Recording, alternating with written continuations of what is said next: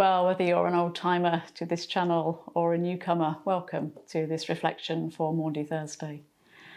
Last year, Maundy Thursday fell in the third week of the first coronavirus lockdown, and we were tentatively learning to navigate our way through online worship. And 50 weeks later, we still live with some of those same restrictions that pandemic living demands. The roadmap out of lockdown spells hope as things start to open up. And we may well be longing to engage in real-life communal gatherings again. Yet for some, this anticipation is tinged with fear about such gatherings all the time. Coronavirus threatens us. And we may well be hesitant about embracing change after a year of doing church differently. Today's readings speak of gatherings and community. In the Passover meal in Exodus, at the communion table in 1 Corinthians, and the upper room in John's Gospel. And exploring these might help us to remember that longing and fear and hesitance have always surrounded God's people and provided opportunities for faithfulness and a deep connection to God and to one another. The original Passover meal was created for a people oppressed by a tyrannical ruler and threatened by impending plagues. It was to be eaten in a hurry because the people of Israel needed to be ready to flee for their lives.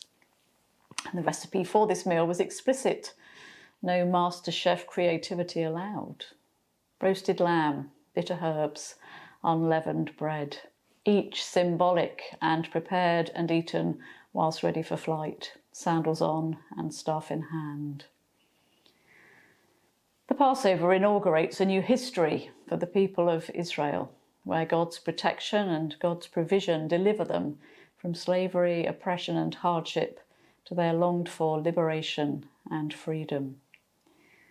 And the book of Exodus tells us that Passover is something to be celebrated and kept in the memory of future generations, which is why we find the context for John's Gospel passage set for tonight celebrating the same ritual meal, as Jesus and his friends gather at the time of Passover in the upper room.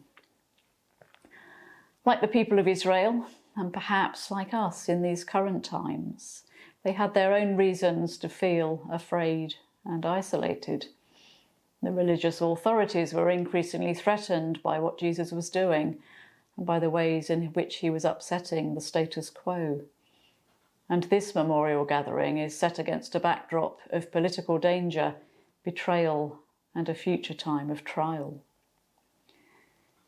In our own time of longing and uncertainty, we might be tempted to think of the Last Supper as a cosy and comforting scene of people who loved each other coming together to share a meal.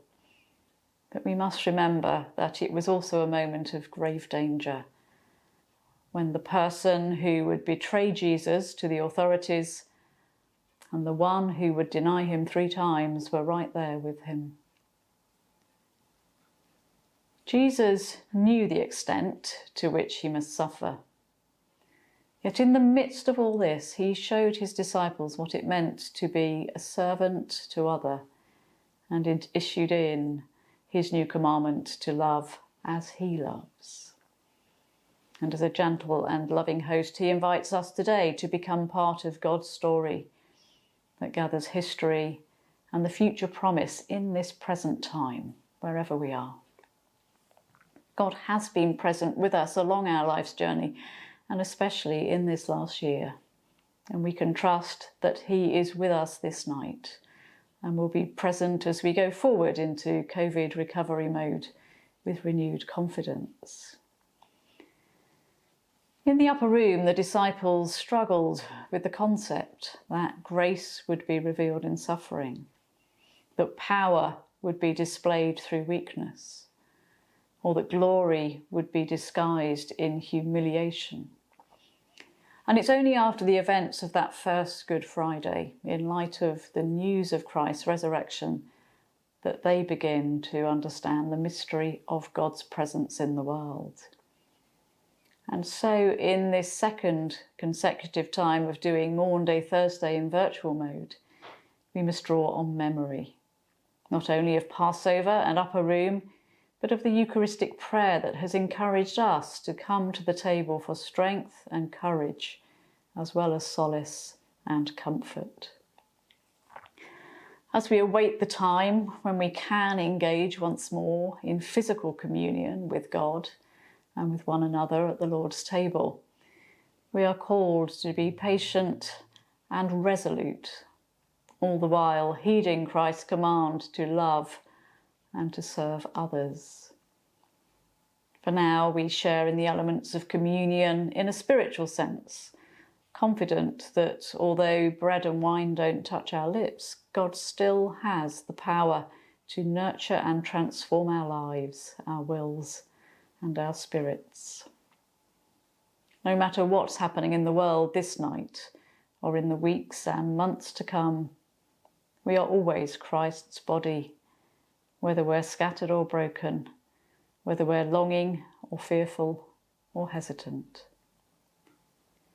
And God will continually provide for us, giving us all we need to face the challenges as he sets a table in our own hearts and urges us to nurture and serve one another.